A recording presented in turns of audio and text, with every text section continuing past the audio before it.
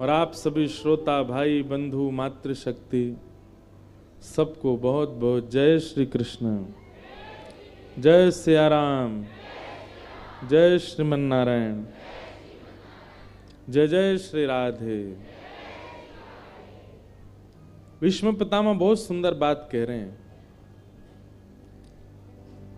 इतिमति रूप कल्पिता वितृष्णा भगवत सात्वत पुंगवे विभुम्ने स्वसुखमुपगते क्वचिद् विहर्तुं प्रकृतिमुपेयुषि यद्भव प्रवाह त्रिभुवन कमनं तमालवर्णं रविकर गौरवराम्बरं दधाने वपुरल ककुलावृताननाब्जं विजय सखेरतिरस्तु मेन वद्य। एक बात बहुत ध्यानपूर्वक सुनिएगा। आप तिलक कितना सुंदर लगाते हैं, आप धोती कितनी बढ़िया पहनते हैं, आप शंकर जी पे कौन सी गैया का दूध चढ़ाते हैं, आप शहद भी पेड़ पर लगे वाला ही ठाकुर जी को अर्पित करते हैं, आप शुद्ध खेत की सब्जियों से ठाकुर जी को प्रसाद लगाते हैं, घर की बनी हुई मिष्ठान से ठाकुर जी को भोग लगाते हैं। ये सब ठाकुर जी को रिझाने के तरीके हैं, पर ये तरीके बाद के हैं, इनसे पहले का तरीका कुछ और है। इनसे पहले कम से कम अपनी चित्त, अपनी मति, उसकी सुंदरता ठाकुर जी को अनिवार्य है दिखाना। रूप का सौंदर्य, वस्त्र का सौंदर्य आवश्यक नहीं, मति। हमने जितने भी वैष्णवों को देखा, सबने अपनी मति को शुद्ध किया। और आज का मानव बाह्य नियम बहुत अच्छे करता है, लेकिन मति बिल्कुल शुद्ध नहीं है, मन बिल्कुल शुद्ध नहीं है। ब्रह्म मुहूर्त में उठ जाता है 4 बजे, उठ करके सभी देवताओं को प्रणाम कर लेता है, माता पिता को वंदन करता है, शंकर जी को नवाने चले जाते हैं, गंगा जमुना स्नान भी कर लेता है, सब कुछ करता है, पर उसकी मति, उसका मन, उसकी बुद्धि, उसके विचार वे शुद्ध नहीं है। ये देखा जाता है। मैं बहुत लोगों से मिलता हूं, ये अनुभव किया है कि व्यक्ति अपने व्यवहार को शुद्ध कर लेता है, पर आचरण शुद्ध नहीं बनाता। व्यवहार भले ही शुद्ध ना हो, आचरण शुद्ध होना चाहिए। व्यवहार का मतलब बाह्य दिखता जो है वो भले ही आकर्षक ना हो, लेकिन आपका आचरण, आपका आंतरिक बहुत शुद्ध होना चाहिए। और उसी के लिए कथा सुनते हैं हम लोग कि हमारा आंतरिक शुद्ध हो। आंतरिक शुद्ध व्यक्ति का लक्षण कैसा होता है? भगवान कपिल 5 उपदेश देते हैं श्रीमद् भागवत में, 5 लक्षण बताते हैं। और उन 5 लक्षणों में कहते हैं, तितिक्षवः कारुणिका सुहृदः सर्वदेहिनाम अजात शत्रवः शांता साधवः साधुभूषणात्। जिसका आंतरिक शुद्ध है, जिसका मन पवित्र है, वही साधु है। और साधु के 5 लक्षण होंगे। सबसे पहला सहनशीलता। आज हम व्यास मंच पर बैठे, हम अपने लिए भी कह सकते हैं कि हम भी इतने सहनशील नहीं हैं। थोड़े बहुत तो हैं, पर इतने ज्यादा हम भी नहीं हैं। लेकिन हाँ, एक चीज का अनुभव करते हैं कि जैसे जैसे कथाएं करते जा रहे हैं, जैसे जैसे आगे बढ़ते जा रहे हैं, सहनशीलता भी आती जा रही है।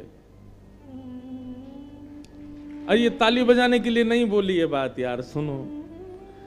आप लोग कीर्तन में बजाते नहीं, वैसे बहुत बजाते हो तालियां।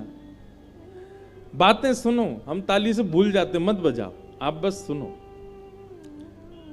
तो ये बात मैं इसलिए कह रहा हूं कि लोग बाग ये भी तो कह सकते हैं, तो फिर आप उपदेश कर रहे हो, स्वयं में सहनशीलता नहीं है। हाँ, नहीं थी किसी समय पर धीरे धीरे ज्यों ज्यों भागवत जी के आश्रय में बढ़ते जा रहे हैं, सहनशीलता आ रही है। अब सहन कर पा रहे हैं। तो सबसे पहला लक्षण है सहनशीलता का जीवन में आना। और सहनशीलता किससे पता चलती है?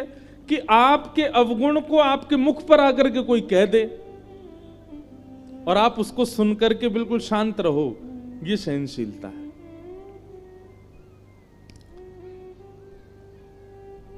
जिसका चित्त शुद्ध होगा ना, वो सहन कर लेगा।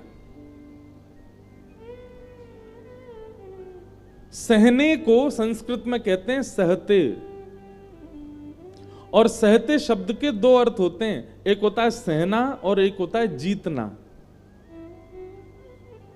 तो हमारे भारत के संत हुए विनोबा भावे, वे कहते हैं जो सहेगा वही जीतेगा। जिसने कभी सहना नहीं सीखा अपने जीवन में, वो जीत नहीं पाएगा। इसलिए जिसका चित्त शुद्ध है, और चित्त शुद्ध व्यक्ति को ही भगवत प्राप्ति होती है। जिसका चित्त शुद्ध है, उसका प्रथम लक्षण होगा कि वो सहन करना जानता होगा।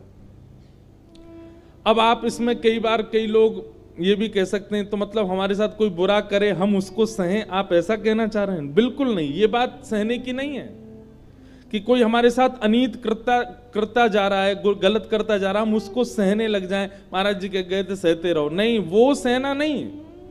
सहना किस रूप में? जैसे माता पिता बालक के भलाई के लिए कुछ कहते हैं तो बालक उत्तेजित हो जाता है और बालक माता पिता को पलट जवाब देता है, वहां पर सहना है। पत्नी पति का आपस में विवाद हो जाए, पत्नी तेज चिल्ला रही है तो पति सह ले, और पति चिल्ला रहा है तो पत्नी सह ले, वहां दोनों सह लें। उससे ऊपर बात चली जाए कि बाल वाले ही खींच लिए तो मत सहना।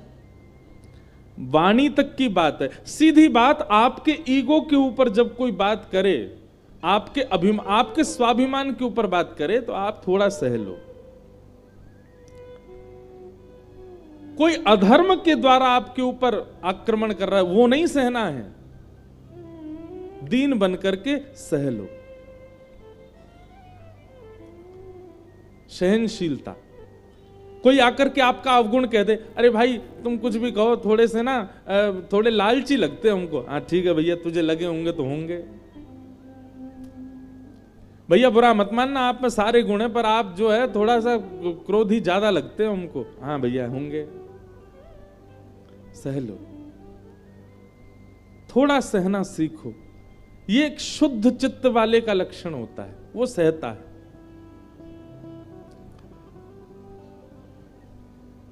दूसरा शुद्ध चित्त वाले का लक्षण क्या है? कारुणिका। वो किसी की पीड़ा देख करके स्वयं को रोक नहीं पाएगा, उसके प्रति उसकी दया स्वाभाविक प्रकट हो जाएगी। ये शुद्ध चित्त वाले का दूसरा लक्षण है। अच्छा, मैं शुद्ध चित्त अगर कह रहा हूं तो सीधा सीधा यही समझिए कि भगवत प्रिय का लक्षण है, ये ठाकुर जी के प्रिय का लक्षण है। ठाकुर जी जिससे प्रेम करते हैं उसमें ये लक्षण घटेंगे। वो सहना जानता होगा। दूसरा, वो दूसरे की पीड़ा देख करके व्याकुल हो जाएगा, पिघल जाएगा। कारुणिका। और तीसरा लक्षण है श्रुहृदः सर्वदेहिनाम, सबका भला चाहने वाला, सबका हित चाहने वाला। श्रुहृदः सर्वदेहिनाम। पांचवा लक्षण है अजात शत्रवः, किसी को अपना शत्रु ना मानने वाला। और अंतिम लक्षण है शांता, कम बोलने वाला। ये पंच लक्षण शुद्ध चित्त वाले के हैं। शुद्ध चित्त मतलब भगवत प्रिय के लक्षण है। वो सहता होगा, वो करुणा करना जानता होगा, सबका भला चाहेगा, किसी से शत्रुता नहीं मानेगा और शांत रहेगा। पंच लक्षण धीरे धीरे अपने भीतर लाना प्रारंभ कीजिए और सत्संग से ही आएंगे। दुनिया में कितने सारे मंदिर हैं जहां मनोकामना पूरी की जाती हैं। हनुमान जी के मनोकामना पूर्ण हनुमान, कितने देवियों के मनोकामना पूर्ण देवी, कितने सारे मंदिर हैं पूरे विश्व में। पर हर मंदिर में आपको संसार मांगने वाले ज्यादा मिल जाएंगे। हमारा घर बन जाए, हमारा ये बन जाए, हमारा वो हो जाए, हमारे ऐसे हो जाए, हमारे ये काम बिगड़े, वो हमारा केस सुलझ जाए, हमारे उनके ये ऐसे हो जाए, सब यही मांगते हैं। कभी कोई मनोकामना पूर्ण मंदिर में जाकर के ये मांगता है कि हे ठाकुर जी आप कृपा करो मैं सरल हो जाऊं, हे हनुमान जी ऐसी कृपा करो मेरे अंदर दीनता आ जाए, हे देवी मैया ऐसी कृपा करो मेरे अंदर जलनशीलता बहुत है, मैं दूसरों को देख के जल जाता हूं, दूसरों की श्रेष्ठता देख करके मुझसे सहा नहीं जाता, कृपा करो मेरे अंदर ये ईर्ष्या भाव नष्ट कर दो। ऐसी मनोकामना कोई नहीं मांगता। सब केवल संसार मांगते हैं, स्वयं को शुद्ध हम करना चाहते ही नहीं है, हमारा उद्देश्य ही नहीं है स्वयं को शुद्ध करना। स्वयं की स्थिति, मनस्थिति और परिस्थिति को शुद्ध करना हमारा उद्देश्य नहीं है। हम तो संसार में आके संसार ही चाहते हैं। कभी किसी कोई ज्योतिषी से ये पूछता हुआ मुझे कोई व्यक्ति नहीं मिला। सब यही पूछते हैं हमारा ब्याह कब होगा, ये बताओ पत्नी कैसी रहेगी, ठीक है, जो जिनका ब्याह नहीं हुआ, हमारे बच्चे कितने होंगे, हमारा व्यापार कैसा चलेगा। कभी कोई ये हाथ दिखवा के पूछता है ये बताइए मेरे अंदर जो है विचलनता बहुत है, ये एकाग्रता कब आएगी, मेरे अंदर दोष बहुत सारे हैं, ये दोष नष्ट कैसे होंगे, मेरे अंदर क्रोध बहुत है, ये क्रोध कब कम होगा, कौन सी उम्र में जाके ठीक होगा, मैं ईर्ष्यालु बहुत हूं, मैं कामी बहुत हूं, ये मेरे भीतर से कब नष्ट होगा। कभी कोई ये सब नहीं पूछता। अपने आंतरिक शुद्धि के लिए हम कभी प्रयास ही नहीं करते।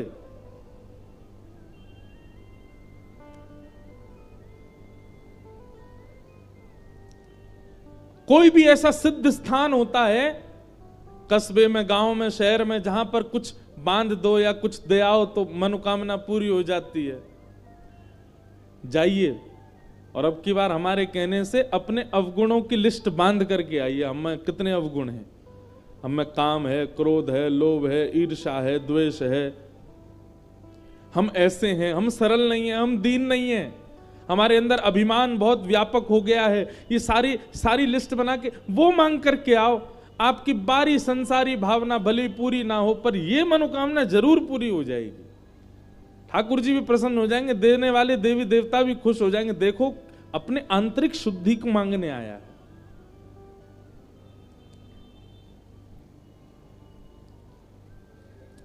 एक बात सदैव याद रखिएगा, अगर शरीर में कोई बीमारी उठ गई है और आप उसको नजरअंदाज करोगे तो एक समय पर वो बीमारी अत्यंत व्यापक होकर के आपकी जान भी ले सकती है। ऐसे ही हमारे चित्त में जब अवगुण आने प्रकट होते हैं, अगर आपने उन अवगुणों को नजरअंदाज कर दिया तो एक दिन वही अवगुण आपको रावण भी बना देगा। हम लोग कई बार घटनाएं देखते हैं अखबारों में और न्यूज चैनलों पे, तो हम सोचते हैं कितने हैवान हो गए लोग, ऐसा भी कर सकते हैं, अपनी मां को मार दिया, अपने परिवार वालों के साथ ऐसा कैसे कर सकते हैं। वही व्यक्ति जिसने वो गलत कृत्य किया वो कुछ समय पहले ऐसा नहीं था, लेकिन उसके भीतर एक अवगुण आया और उसने अब उस अवगुण को छुपा के ही रखा। धीरे धीरे धीरे धीरे वही अवगुण उसको राक्षस बना देता है। हम सब जानते हैं कि हम में दोष कितने हैं, दोष कौन सा है, लेकिन हम सदैव उस दोष को छुपाने का प्रयास करते हैं। सब लोग इधर देखो, सावधानी से कथा सुनो। जो सुनने वाली बातें होती हैं उनमें इधर उधर देखने लग जाते हैं। क्यों, हम दोष देखने ही नहीं अपने, हम में दोष है ही नहीं महाराज जी, हम तो सारे सर्वगुण संपन्न हैं।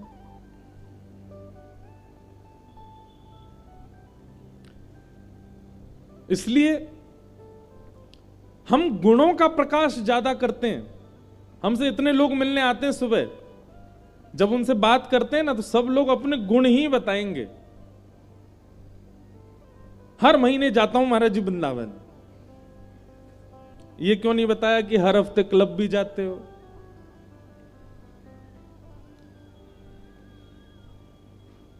लोग बाग आकर के गुण का प्रकाश ज्यादा करते हैं, पर जरूरी नहीं है 100 लोग आते, एक आध कोई अवगुण बताने वाले भी आते हैं। महाराज जी मुझ में ये दोष है, ये कैसे ठीक होगा, आते हैं ऐसे लोग भी, पर अधिकतर संख्या किनकी ज्यादा होती है, गुण बताने वालों की। और क्षमा कीजिएगा, हमारे आगे आके जब कोई गुण बताता है ना तो मैं पहले ही समझ जाता हूं इसमें दोष बहुत है, इसलिए गुण प्रकाश कर रहा है। अपने अवगुणों को आगे रखिए और विशेष रूप से ठाकुर जी के सन्मुख और गुरुजनों के सन्मुख, तभी वो शुद्ध हो पाएंगे। और इनकी शुद्धि करना आवश्यक इसलिए, ये जीवन हमको मौका मिला है, ये जीवन हमको अवसर मिला है। मानव देह, अगर इस देह में आकर के भी हमने अपने अपने अवगुणों को शुद्ध नहीं किया तो इसके अलावा अन्य किसी प्रजाति में, अन्य किसी योनि में आप अवगुण शुद्ध नहीं कर पाओगे। केवल मानव, बंदर अपने अवगुण नहीं सुधार सकता, गधा अपने अवगुण नहीं सुधार सकता, मछली अपने अवगुण नहीं सुधार सकती, पर वही प्रेतात्मा जब भटकती भटकती भटकती जब मानव बनती है तो मानव बनकर के भगवान उसको एक सौभाग्य देते हैं कि तू अपना अवगुण सुधार। मानव सुधरना जानता और कोई नहीं सुधर सकता, लेकिन फिर भी मानव सुधरना नहीं चाहता है।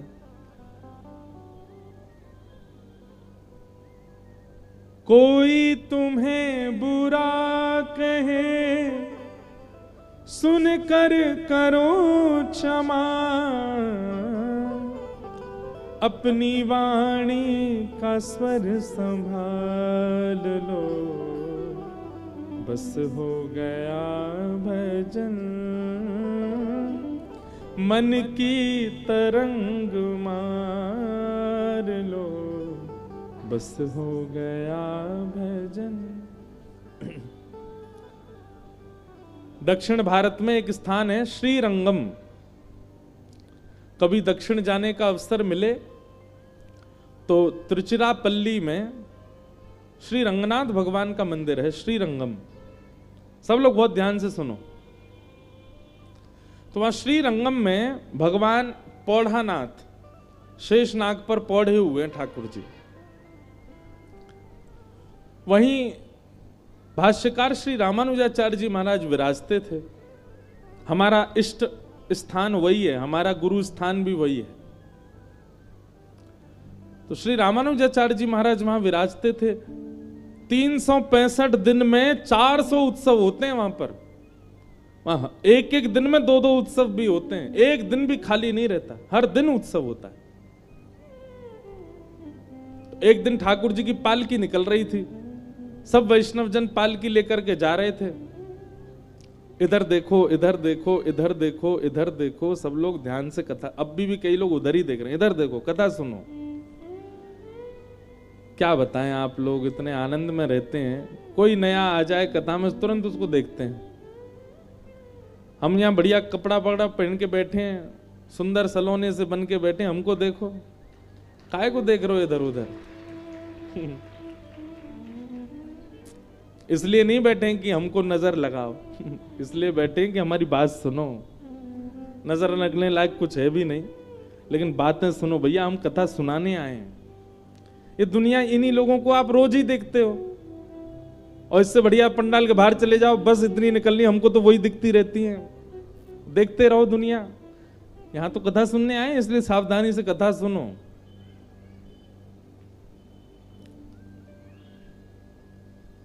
क्या बता रहा था मैं, भूल गया। अब हमको इतनी लीलाएं आती हैं मन में, और कोई आवे प्रकट करें, फिर आप इधर उधर देखते, मैं भूल जाता हूं। इसलिए कई बार आपने देखा होगा कथा करते करते मैं आंख बंद कर लेता हूं। क्यों? क्योंकि अब भाव कहना तो है, लेकिन आप देख रहे हो उधर, तो फिर मन होता है कि अब क्या करें, आंख बंद करके सुना दो। तो दक्षिण में श्री रंगनाथ भगवान की सवारी निकल रही थी एक बार। देखो अवगुण कैसे ठीक होते हैं, ये हम बता रहे हैं। तो श्री रंगनाथ भगवान की सवारी निकल रही थी, तभी वहां पर उसी नगर में एक पहलवान रहता था।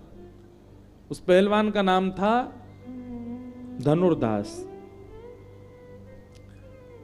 बहुत बड़ा पहलवान, मल्ल पहलवान था। लेकिन उसकी पत्नी में इतनी आसक्ति थी, पत्नी से इतना ज्यादा प्रेम करता था। प्रेम करने तक ठीक होती है बात, पर आसक्ति बहुत बुरी होती है। आसक्ति कैसी होती है? दिन रात बस उसी को देखते रहना, उसके बिना जी नहीं सकते, वो कहीं चले जाए तो विचलित हो जाना, ये आसक्ति है। आसक्ति बुरी होती है। तो पत्नी में बहुत आसक्ति थी। भगवान की सब सवारी लेकर के चल रहे थे, सब लोग जय जयकार कर रहे हैं श्री रंगनाथ भगवान की। इतने में ही वो धनुर्दास सामने से निकल के जा रहा था, पत्नी के साथ जा रहा था। धूप पड़ रही थी तो छत्र लेकर के पत्नी के ऊपर चल रहा था। अच्छा, सीधी छतरी लेकर के चल रहा हो ऐसा नहीं, पत्नी सीधे सीधे चल रही है और वो उल्टा चल रहा था छतरी पकड़ करके पत्नी के आगे छांव करता हुआ। क्यों? क्योंकि चलते फिरते समय भी उसको पत्नी दिखती रहे।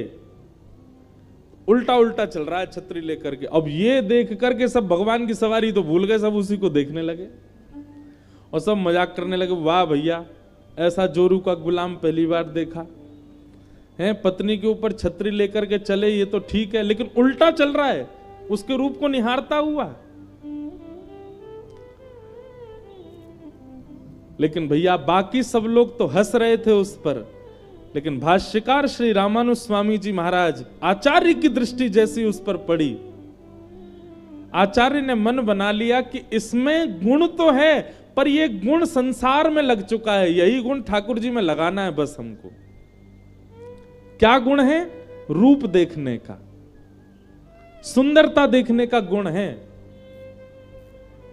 रामानुजाचार्य जी ने ये गुरु का स्वभाव होता है, ये आचार्य का स्वभाव होता है। वो दोष देख करके उसको दोषी समझ के छोड़ता नहीं। जैसे वैद्य, जैसे डॉक्टर के आगे कितना भी रोगी व्यक्ति आ जाए, डॉक्टर उससे घृणा थोड़ी करता है, वैद्य उससे घृणा थोड़ी करता है। बाकी के सब लोग उसको छूने में डरेंगे, बाकी के सब लोग उसके पास जाने में डरेंगे, पर डॉक्टर उसके पास जाएगा, उसका मुंह खोलेगा, कभी कभी जीभ में उंगली भी लगा देता है, सब जगह जहां भी स्पर्श करना है करेगा, क्योंकि वैद्य के अंदर ये बात नहीं आती कि ये कैसा है। ऐसे ही गुरु का स्वभाव होता है। गुरु किसी के दुर्गुण देख करके यदि दूर कर दे तो वो गुरु नहीं होता। गुरु का स्वभाव कैसा होता है कि किसी के दुर्गुण देख करके तुरंत उसको स्वीकार करता है और उसके दुर्गुण को सद्गुण में परिवर्तन करने का प्रयास करता है। ये गुरु का स्वरूप होता है। रामानुजाचार्य जी ने देखा कि भाई पत्नी के पीछे छत्र लेके चल रहा है और वो भी उसके रूप को देखता हुआ है। गुण तो है इसमें, क्या? दर्शन का गुण है, पर संसार के प्रति लगा है। यही ठाकुर जी में लगाना है। सवारी जब पूरी हुई, रामानुजाचार्य जी ने अपने कुछ शिष्यों को बुलाया और कहा, वो जो छतरी लेकर के चल रहा था अपनी पत्नी के पीछे, तो सब जोर के हंस के बोले, अरे वो धनुर्दास है महाराज, वो जब निकलता है घर से तो पूरा नगर तमाशा देखता है, अपनी पत्नी के पीछे पीछे ऐसे आगे आगे चलता है उल्टा छतरी लेके। हाँ, उसी को बुलवाओ, मठ में बुलवाओ। सब वैष्णव विचार करने लगे, वो इतना दोषी व्यक्ति, इतना दुर्गुण युक्त व्यक्ति, इतना कामी व्यक्ति, और आचार्य उसको मठ में बुला रहे हैं। सब गए और धनुर्दास के पास जाके कहा, बोले श्रीमद रामानुजाचार्य जी महाराज ने आपको बुलाया है, चलो।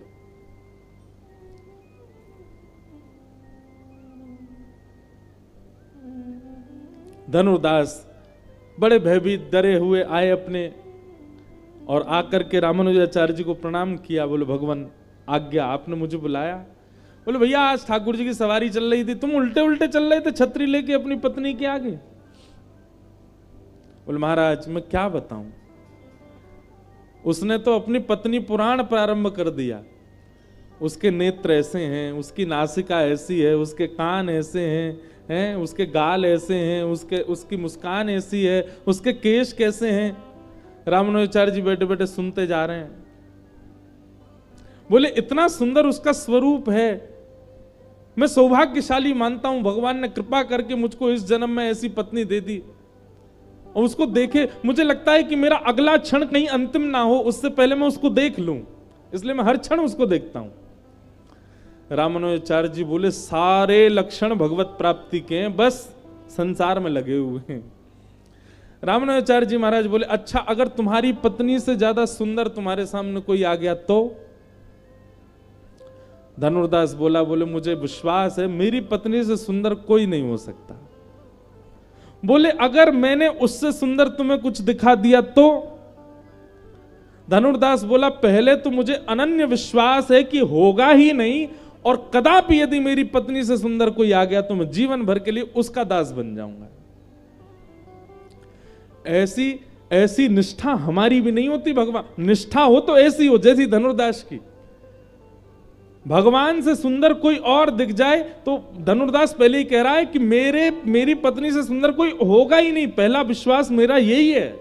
ऐसा ही होना चाहिए निष्ठावान को। हमारी निष्ठा कैसी? मंगलवार मंगलवार हनुमान जी को पूछते जा रहे हैं।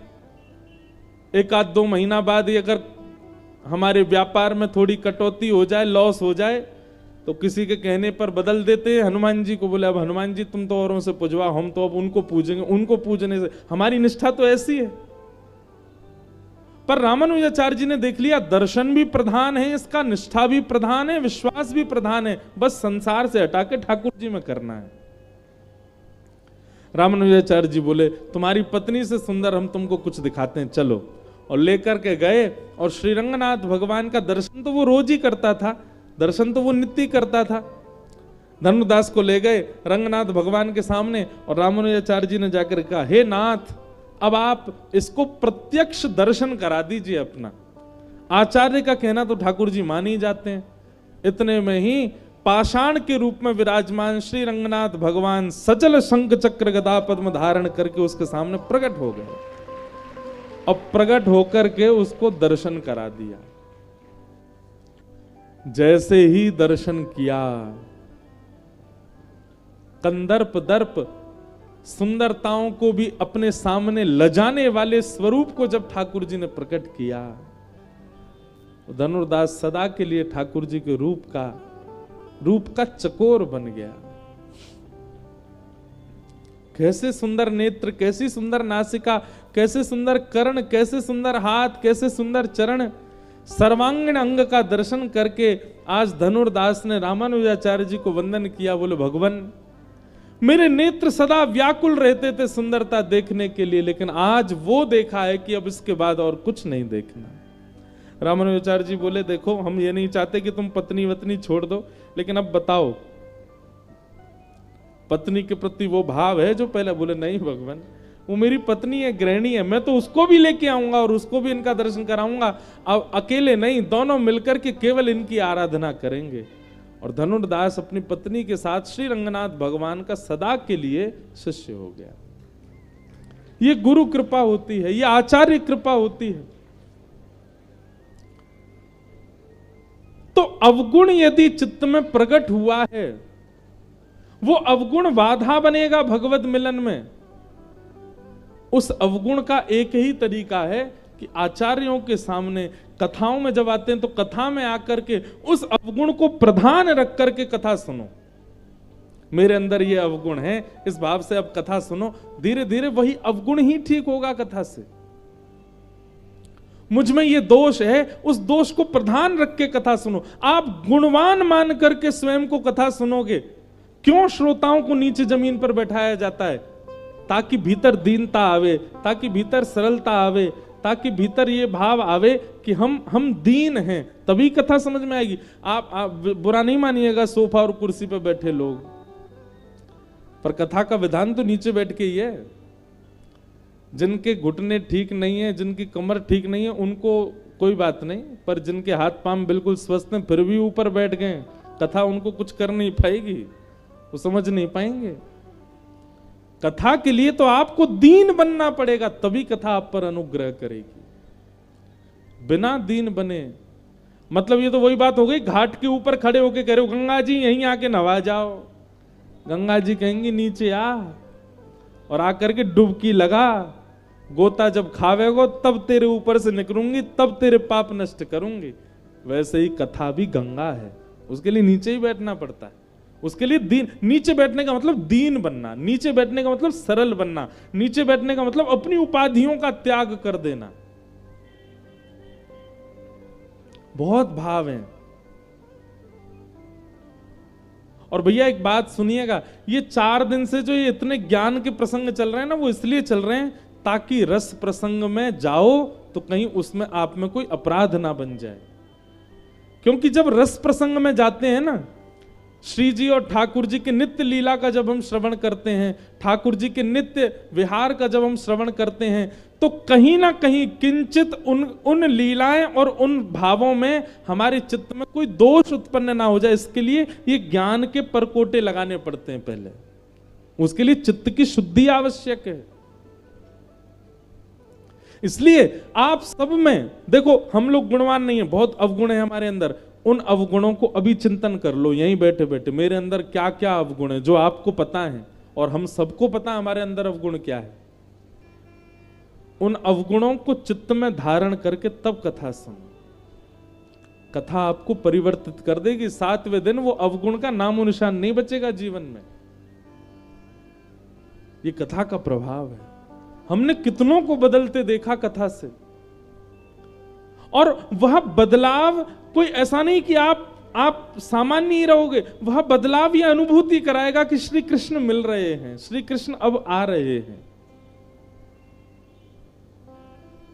भीष्म पितामह ने आज वही किया। अपने प्राण त्यागने से पूर्व भगवान से कह रहे हैं कि हे नाथ, मैं जीते जी जो नहीं कर पाया, कम से कम जाने से पहले वो करना चाहता हूं। इसी के लिए मैंने अभी तक अपने प्राण बचा के रखे, मेरे रोम रोम में बाण लगे हैं। मैं चाहता तो मर जाता, इतनी पीड़ा नहीं सहता, पर इतनी पीड़ा मैं केवल इसलिए सह रहा था, मुझे अंतिम एक काम करना है जो अधूरा रह गया था, कि अपनी मति आपके चरणों में अर्पित करनी।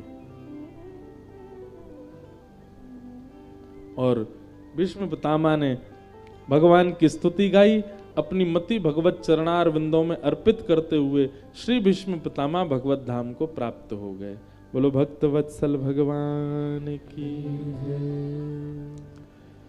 भीष्म पितामह का उद्धार करने के पश्चात भगवान द्वारिकाधीश द्वारिका को प्रस्थान कर गए। पांडव सब राजपाट संभालने लगे। तभी उस बालक ने जन्म लिया जिस बालक की भगवान ने गर्भ में जाके रक्षा की थी। कल हम सुन रहे थे उत्तरा के गर्भ के बालक की, और भगवान ने उस बालक की रक्षा की। जन्म लेते ही ब्राह्मणों ने उस बालक का नामकरण संस्कार किया और बालक का नाम हुआ परीक्षित। परीक्षित का जन्म हुआ। धीरे धीरे परीक्षित बड़े हुए। एक दिन अर्जुन द्वारिका से लौट कर के आए और खबर लेकर के आए, अनर्थ हो गया। सब पांडव बोले क्या हुआ? अर्जुन ने खबर सुनाई, द्वारिकाधीश कृष्ण, हमारे सखा श्री कृष्ण, सदा हमारे संग रहने वाले श्री कृष्ण अपनी लीला पूरी करके चले गए। अपनी लीला समाप्त करके स्वधाम प्रस्थान कर गए। पांडवों ने मन में विचार किया, जिनकी कृपा से हम आज कुछ बन पाए, जिस सिंहासन पर बैठ पाए, जब वे ही नहीं हैं तो हम कैसे बैठ सकते हैं। व्यक्ति को कृतज्ञ होना सीखना चाहिए। हम लोग कृतज्ञता ज्ञापन करना नहीं जानते। कृतज्ञता किसको कहते हैं? हमारे बुरे वक्त में जो संग था उस व्यक्ति को सदा एक स्थान देना, इसको कृतज्ञता कहते हैं। मानव का स्वभाव कैसा होता है कि जब तक उसका खराब समय रहता है और जैसे ही अचानक ठीक समय आ जाता है तो कृतज्ञ होना भूल जाता है। जो उसके साथ सब हमेशा थे उन्हीं लोगों का वो त्याग कर देता है। पर पांडवों को जैसे ही पता चला कि भगवान श्री कृष्ण लीला पूरी करके चले गए, उसी समय युधिष्ठिर जी ने अपनी राज्य गद्दी का त्याग कर दिया। बोले जिनकी कृपा से हम राज्य गद्दी पर बैठे, महाभारत युद्ध जीते, वे ही नहीं है तो हम कैसे इस गद्दी पर किस हक से बैठ सकते हैं। पांचों पांडवों ने मिलकर के छोटे से बालक परीक्षित को राज्य गद्दी पर बिठा दिया, मुकुट उसके समीप रख दिया और पांचों पांडव द्रौपदी के सहित स्वर्ग आरोहण को प्रस्थान कर गए। ये पंच पांडव कौन है? मैं कभी कभी कथा में सुनाया करता हूं, बहुत ध्यान से सुनिएगा। भगवान श्री कृष्ण इनके साथ ऐसे खड़े रहे जैसे कोई व्यक्ति के साथ छाया रहती है।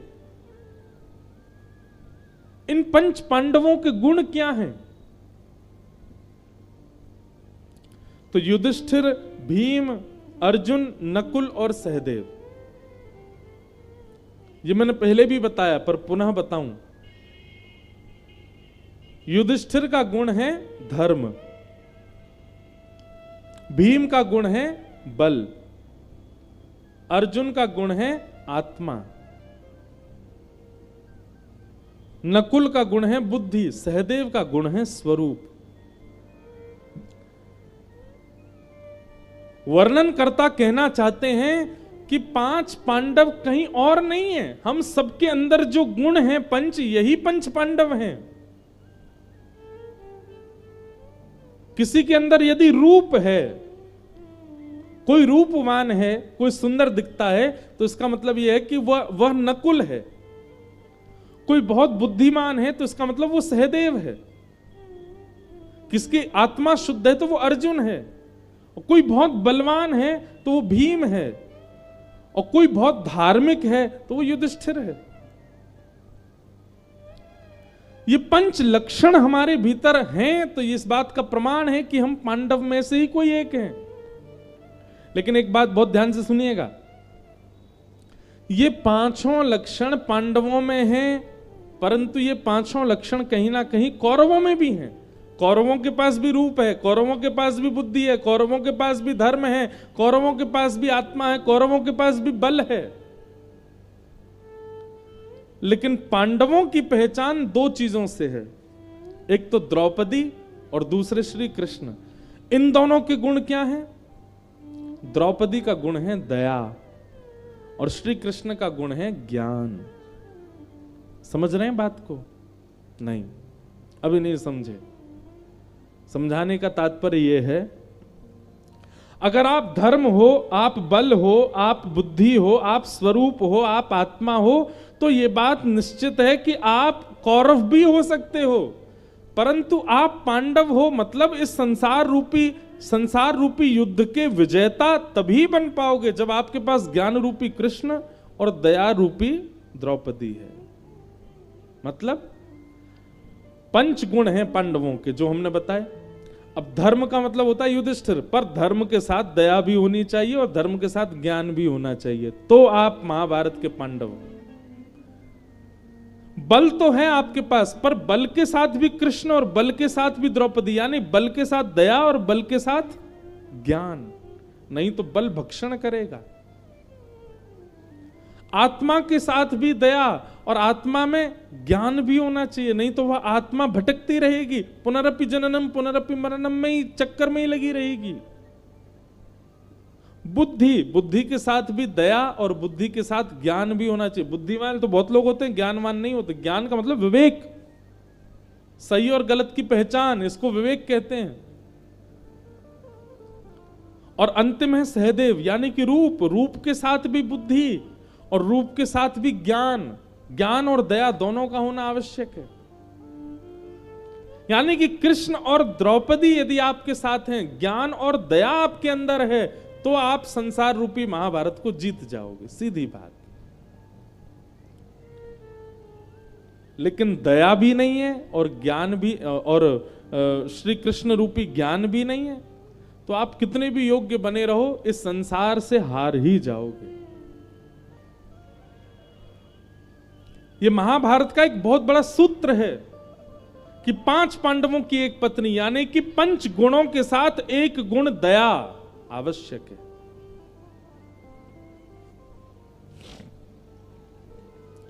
पांचों पांडव वन के लिए प्रस्थान कर गए और अपने पुत्र परीक्षित को, अभिमन्यु के पुत्र परीक्षित को राज्य गद्दी पर बैठा गए। धीरे धीरे ब्राह्मणों के नेतृत्व में परीक्षित बड़े हुए, जन्मेजय आदि पुत्र हुए, विवाह भी उनका हो चुका था, राजपाट अच्छे से संभालने लगे। एक दिन भ्रमण करते करते उनको कलयुग मिला। बहुत सावधानी से सुनो। और कलयुग किस रूप में मिला? भयाभय स्वरूप था और धर्म के 4 पैर हैं, 1 पैर बचा है, बस 3 पैर काट चुका है, उस अकेले पैर को भी काट रहा है। धर्म कौन है? वृषभ, बैल। धर्म बैल रूप में खड़ा है और उसी के सामने रुदन कर रही पृथ्वी वो गौ रूप में खड़ी है। और कलयुग उसके 3 पैर काट चुका है, 4थे पैर को काट रहा है। धर्म के 4 चरण होते हैं, सत्य, दान, दया और पवित्रता।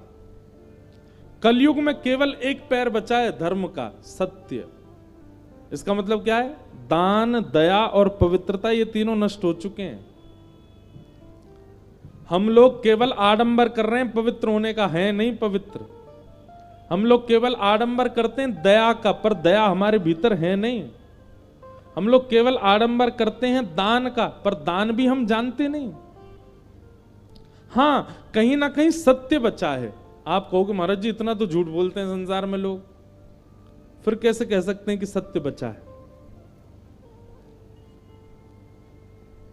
बोलने में सत्य नहीं है, पर सुनने के लिए हमें भी सत्य चाहिए। बहुत झूठ बोलने वाला व्यक्ति भी जब झूठ सुनता है तो सहन नहीं कर पाता, उसको भी यही चाहिए कि सत्य ही बोलो। इसका मतलब क्या है? कहीं ना कहीं हमारी अंतरात्मा सत्य की ही उपासिका है, वो सत्य ही चाहती है। इसलिए कलयुग में धर्म का केवल 1 चरण बचा है, सत्य। और कलयुग धीरे धीरे उसको भी काट रहा है। जिस दिन कथा सुनना अप्रिय लगने लगेगा, जिस दिन नियम से रहना अप्रिय लगने लगेगा, जिस दिन सुबह जल्दी उठना, सुबह उठ करके माता पिता के चरण छूना आदि आदि नियमों का पालन करना, अपने धर्म शास्त्र का पालन करना अप्रिय लगने लगेगा, समझ जाना कि अब घनघोर कलयुग आ रहा है। अच्छा एक बात बोलूं, हम आप सब लोग वैदिक लोग हैं, इसलिए हमको लगता है कि नहीं सब करते तो हैं, पर आप संसार में जाके देखो, बड़े बड़े शहरों में जाके देखो, कथा में 10,000, 15,000, 1 लाख तक लोग आ जाएंगे, पर नगर की जनसंख्या तो 1 करोड़ है। बाकी के लोग क्या कर रहे हैं? बाकी के लोग सब इन बातों से अप्रिय हैं। अगर बोर्ड डलवाए जाएं तो अधर्मी लोगों की ज्यादा संख्या है अभी भी। जिस दिन भैया हम आप सब लोग भी नहीं बचेंगे, हम आप सब लोग भी धर्म का आचरण करने वाले नहीं रहेंगे, उसी दिन घनघोर कलिकाल आ जाएगा। सूरदास जी के एक पद में ऐसा वर्णन था कि कलयुग में पहले भक्ति चरम पर होगी, फिर धीरे धीरे नीचे जाएगी, और एक समय आने पर एक ऐसा झटका लगेगा पृथ्वी को कि वह पुनः भक्ति की ओर ऊपर बढ़ेगी। अभी वही झटका लगा था, ये कोरोना काल जो आया ना, ये वही झटका था। अभी अचानक से, आप पता नहीं देख रहे हैं कि नहीं, पर हमको तो अनुभव होता है, अचानक से सब जगह भक्ति बढ़ रही है, सब जगह भक्ति व्यापक हो रही है, सब जगह लोगों में जागरूकता आ रही है, मंदिर जाने की इच्छा प्रकट हो रही है, अपने आचरण सुधारने की इच्छा हो रही है, कथाओं में आने का मन हो रहा है। परंतु सूरदास जी कहते हैं एक बार भक्ति ऊपर की ओर जाएगी और फिर एक समय के बाद जैसे ही भक्ति नीचे की तरफ आएगी फिर कभी नहीं उठेगी। भगवान ना करे वो दिन हम देखें कि भक्ति नीचे आ रही है, पर आएगी जरूर। और उसके बाद घटती चली जाएगी। स्थिति ये हो जाएगी, कथा पंडाल आदि ये सब तो बना ही नहीं करेंगे, व्यासों को ढूंढा जाया करेगा। कहां है ये व्यास? ढूंढो इनको, निकालो इनको इनके घरों से। ये हम भविष्य की बात बता रहे हैं, भविष्य में होगा ऐसा, क्योंकि ये कलयुग है। सतयुग, त्रेता, द्वापर, इनमें तो 2-2 राक्षस थे, पर कलयुग में जितने मानव हैं सब राक्षस बन जाएंगे।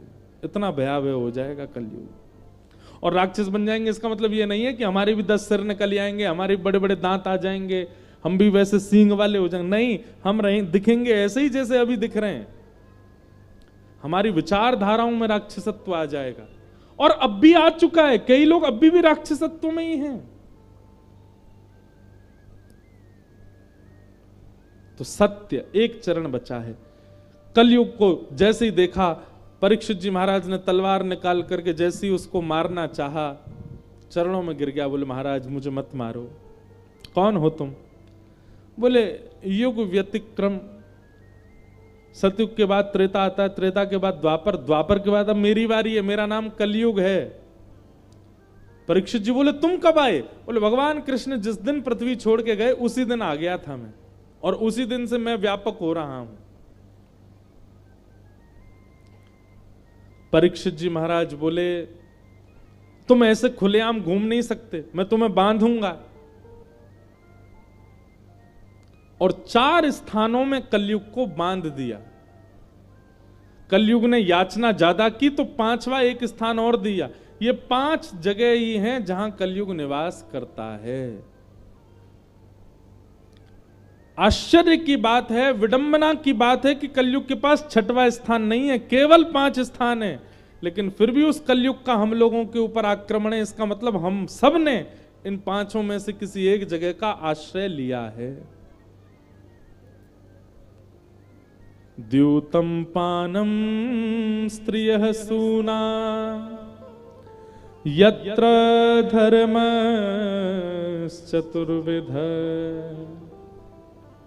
द्यूतम पानम स्त्रियः सूना, ये 4 स्थान हैं कलयुग के। सबसे पहला स्थान का नाम क्या है? जुआ। कलयुग जुए में रहता है। अच्छा देखो, जुआ से लोग केवल एक चीज समझ जाते हैं कि जो लोग पेड़ के नीचे बैठ करके नुक्कड़ पे खेलते हैं वही जुआ है। नहीं,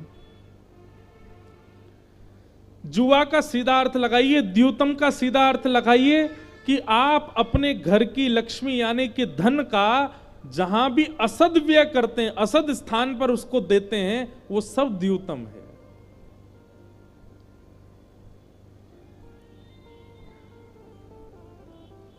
आप घर के रुपया पैसा से जाकर के किसी का मांस खरीद के लाते हो तो वह भी जुए के समान ही आपको पाप लगेगा। क्यों? आपने लक्ष्मी को वहां बैठा दिया जहां की वो अधिकारिणी नहीं थी। धार्मिक व्यक्ति के लिए बातें की जा रही हैं, जिसको धर्म से कोई मतलब नहीं, वो तो पैसा कहीं भी लौटाएगा।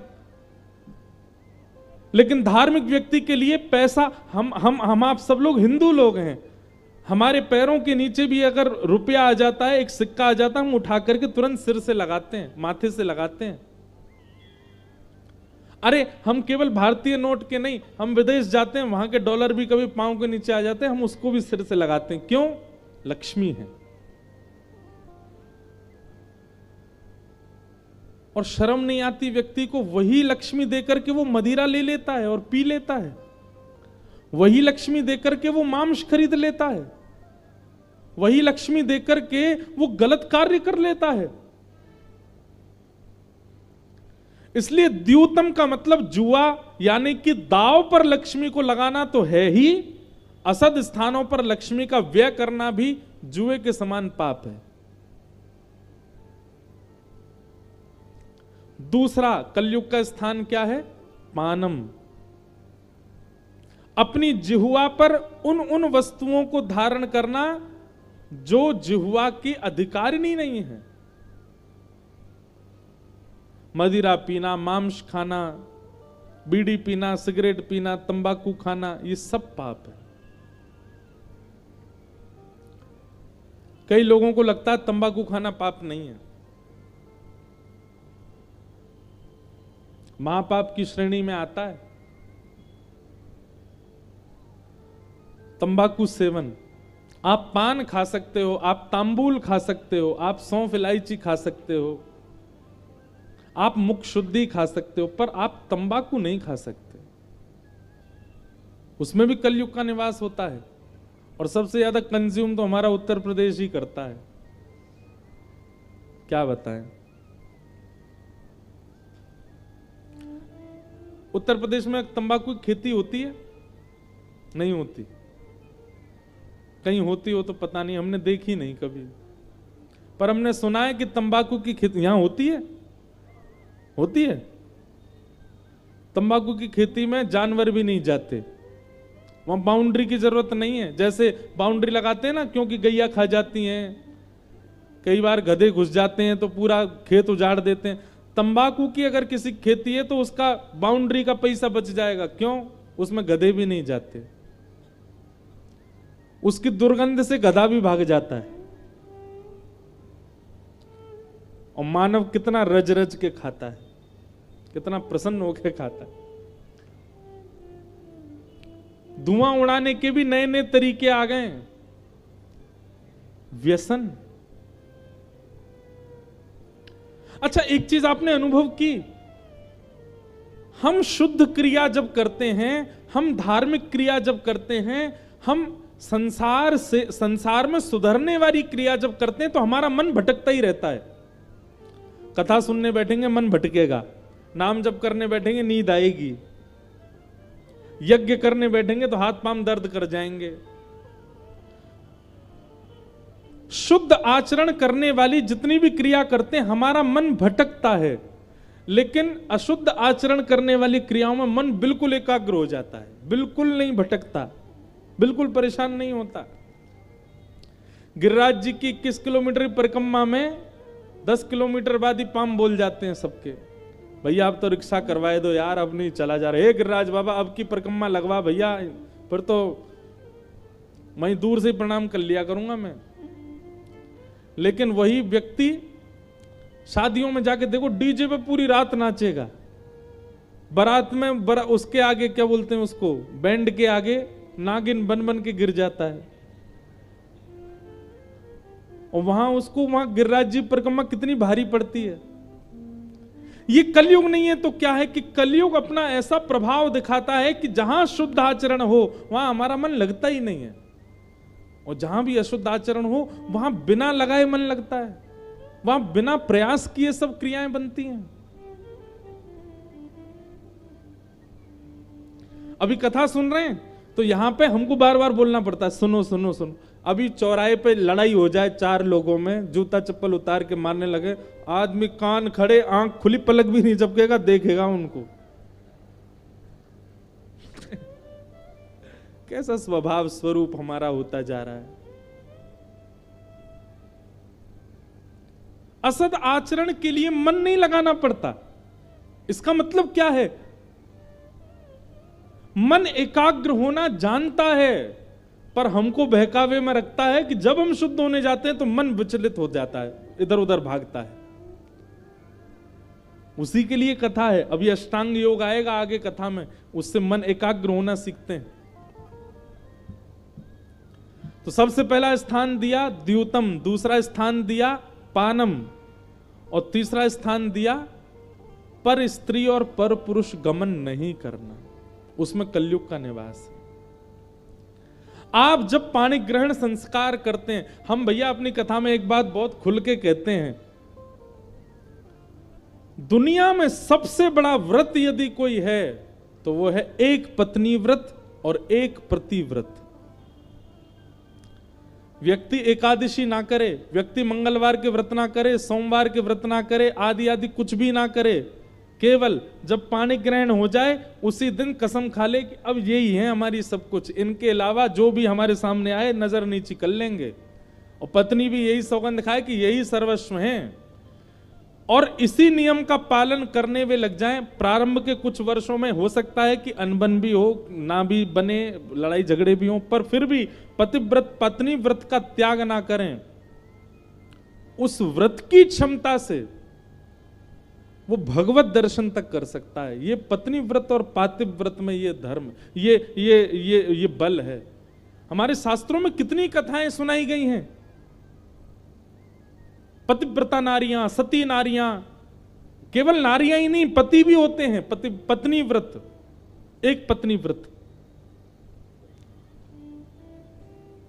अगर कोई पुरुष एक पत्नी व्रत धारण कर ले और पत्नी एक पतिव्रत धारण कर ले, हमने एक जगह इंटरव्यू में बोला था कि वह अपनी क्षमता से अगर सूर्य को कह दे कि आज तुमको उदित नहीं होना, तो सूर्य उदय नहीं होगा।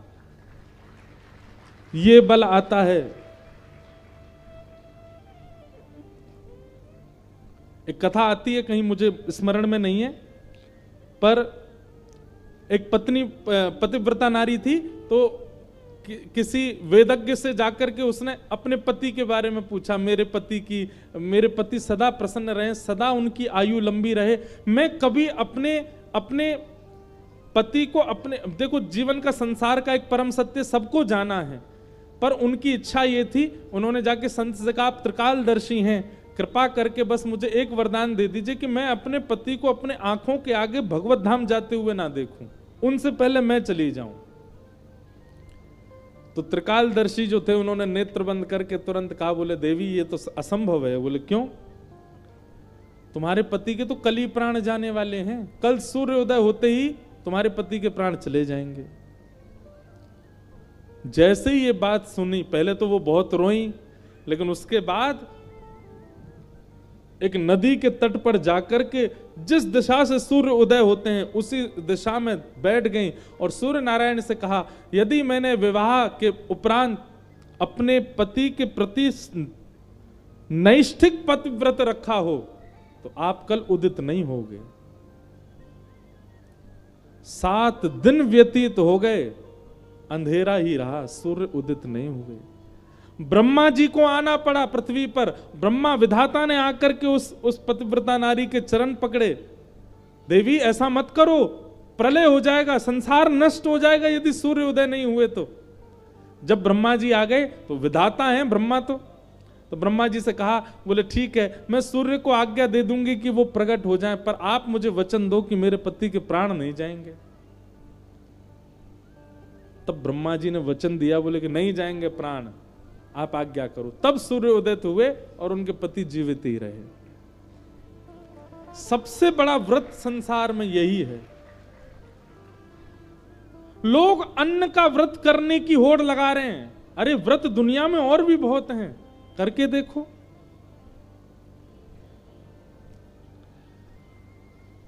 तो 5 स्थान है। सबसे पहला स्थान द्यूतम, जुआ। दूसरा स्थान मदिरापान, मांस सेवन, अभक्ष भक्ष सेवन, दूषित वस्तुओं का सेवन, इनमें कलयुग है। तीसरा स्थान पर स्त्री पर पुरुष संग, और चौथा स्थान हिंसा। हिंसा का मतलब क्या होता है? लड़ाई झगड़ा मारकाट।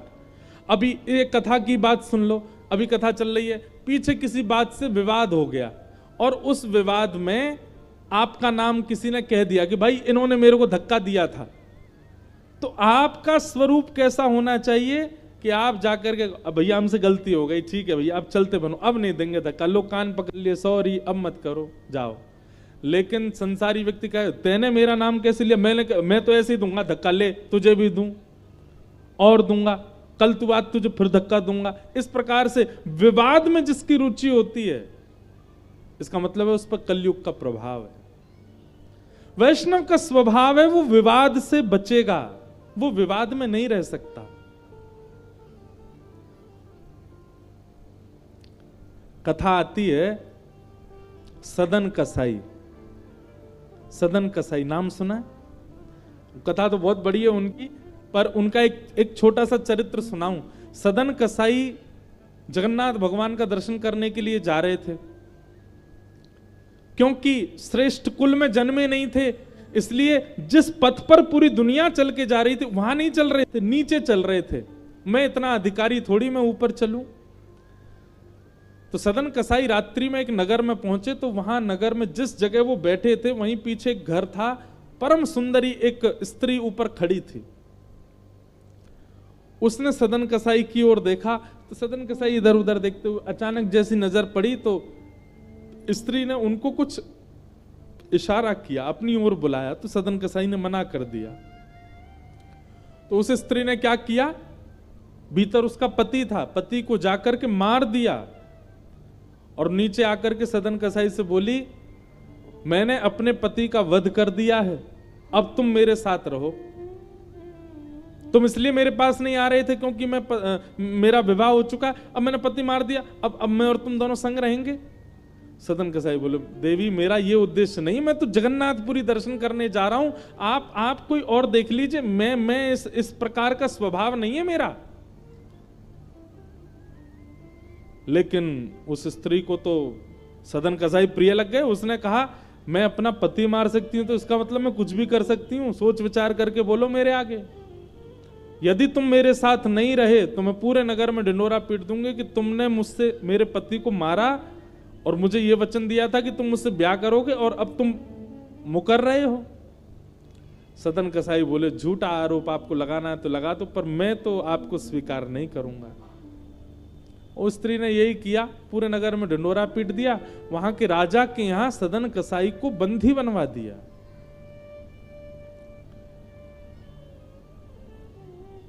राजा ने कहा, हे सदन जी, आपने इसके पति को मारा, इसको वचन दिया था कि पति मर जाएगा तो मैं संग रहूंगा, और तुमने इसका पति मार दिया।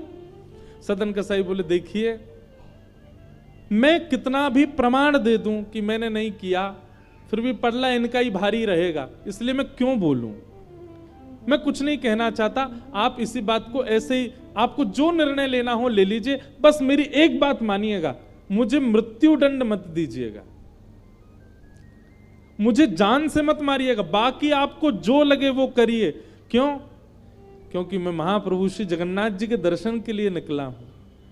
एक बार उनके दर्शन हो जाए उसके बाद आप मृत्यु दंड भी दे देना, भले ही चाहे तो आप सैनिकों को मेरे साथ भेज दो, वहां महाप्रभु जगन्नाथ जी का दर्शन होने के बाद समुद्र पर ले जाकर के गला काट देना, जो करना है कर देना, मुझे स्वीकार है मृत्यु, मुझे डर नहीं मृत्यु का, पर मुझे बस ये भय, अभी आप मृत्यु दंड मत देना, मुझे जगन्नाथ जी का दर्शन करना है।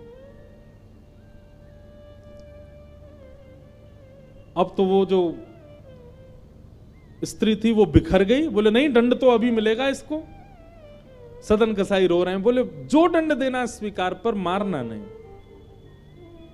राजा ने निर्णय सुना, बोले मैं दोनों की बात मानूंगा, तुम्हारी बात मानूंगा, तुमको मारूंगा नहीं, और तुम्हारी बात मानूंगा, इसको दंड दूंगा। क्या दंड देंगे? बोले इसके दोनों हाथ काट दो। सदन कसाई जी ने एक बार भी नहीं विचार किया, दोनों हाथ आगे कर दी, बोले अभी काट दीजिए। और जैसे ही दोनों हाथ कटे, सदन कसाई नाचने लगे। राजा बोले, अरे तेरे हाथ कट गए, तू नृत्य क्यों कर रहा है? सदन कसाई रोते रोते बोले, मैंने सुना है महाप्रभु जगन्नाथ जी के भी हाथ नहीं हैं, और जिन महाप्रभु के हाथ नहीं है उनके यहां मैं हाथ लेके कैसे जाऊं? मैं भी बिना हाथ के जाऊंगा। और वो गए। बहुत सुंदर प्रसंग है सदन कसाई का। वैष्णव विवाद में नहीं पड़ता। सदन कसाई चाहते तो खड़े हो जाते, लड़ते झगड़ते, प्रमाण इकट्ठे करते, मैंने नहीं किया नहीं किया सब कहते, पर नहीं। वैष्णव का पता नहीं क्यों ये स्वभाव होता है, वो आरोप स्वीकार कर लेगा परंतु विवाद में नहीं पड़ेगा।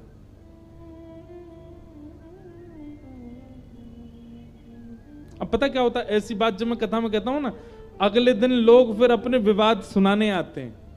महाराज जी आप ये कह रहे थे विवाद में नहीं पड़ना, हमारे साथ देखो हमारे परिवार में ये चल रहा है, अब इसमें हम विवाद नहीं करें तो क्या करें, हम केस नहीं लड़ें तो क्या करें।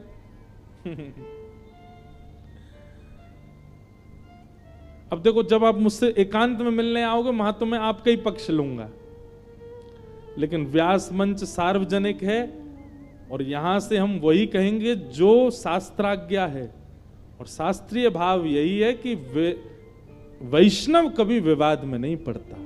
अब चाहे कितना ही बड़ा विवाद चल रहा हो आपका, वो विवाद में नहीं पड़ता। वो पीछे हटना मंजूर है, उसको छोड़ के चले जाना मंजूर है, लेकिन वो विवाद में नहीं रह सकता।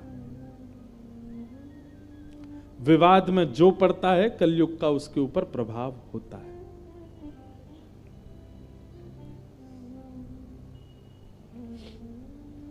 एक जगह मैं यही प्रसंग सुना रहा था, एक व्यक्ति मेरे पास आए, बोले महाराज जी आप इंसान कह रहे हो, भगवान भी विवाद में पड़े थे। मैं क्यों? और राम जी कितने दिन तक राम जी के लिए केस चलता रहा। ये देखो युगल श्रोता घूम रहे हैं। हाँ ये आते ही हैं, कई कथाओं में युगल ही आएंगे कथा सुनने। ये कोई दिव्य चेतना होंगी, पहले भी इन्होंने कथा सुनी होगी, लेकिन कोई अपराध कर दिया होगा तभी बन गए। अब उस अपराध को दूर करने के लिए अभी फिर कथा सुनना है। कल भी आए थे, आज भी आए हैं। ऐसे आते हैं दिव्य चेत, लो ताली बजाते बोले बताओ, ये बोल के गए कि यही तो अपराध बना था हमसे, क्या कि पिछली बार कथा सुन के अपना बहुत सम्मान करवा लिया था हमने, इस बार फिर हमारी ताली बज गई, अब बाहर जाके सुनेंगे। द्योतम पानम स्त्रियः सूना, और पांचवा बिना मेहनत के कमाया गया धन, उसमें कलयुग का निवास होता है। भैया आप कुछ मत करो, केवल इन 5 चीजों से बच जाओ, कलयुग धीरे धीरे आपके ऊपर प्रभाव करना बंद कर देगा। द्योतम पानम स्त्रियः सूना, यत्रा धर्मश्चतुर्विधः, पुनश्च याचमानाय जात रूप मदात प्रभो। ये 5 स्थान कलयुग को प्रदान किए। महाराज परीक्षित एक दिन आखेट को वन में गए, वहां ऋषि शमिक के आश्रम में जाकर के जल की याचना की, पर शमिक ऋषि समाधिस्थ बैठे थे। राजा परीक्षित ने, क्षुधा प्यास जब तीव्र होती है ना, तो व्यक्ति उस समय अपने आपे से बाहर हो जाता है। भूख बहुत जोर की लगी हो तो व्यक्ति कुछ भी कर सकता है। राजा परीक्षित ने एक मरा हुआ मृतक सर्प उनके गले में डाल दिया, और इसी बात को देखकर के शमिक ऋषि के पुत्र श्रृंगी ने 7 दिन में मरने का राजा परीक्षित को श्राप लगा दिया। राजा परीक्षित लौट करके आए, तब शमिक ऋषि के शिष्य ने जाकर के बताया, बोले राजन आपको 7 दिन में मरने का श्राप लगा है, अपनी मुक्ति का उपाय खोज लीजिए। राजा परीक्षित अपने पुत्र जन्मेजय को राज्य गद्दी पर बिठा करके गंगा किनारे चले गए, और सब संतों से जाकर के पूछा जल्दी मरने वाले की मुक्ति का उपाय क्या है। सब संतों ने अलग अलग उत्तर दिए, पर नई को मुनिर्यस्य वच प्रमाण, प्रमाण से कोई नहीं बोल पाया कि इससे तुम्हें मुक्ति मिलेगी। तभी वहां पर श्री सुखदेव जी महाराज का आगमन हुआ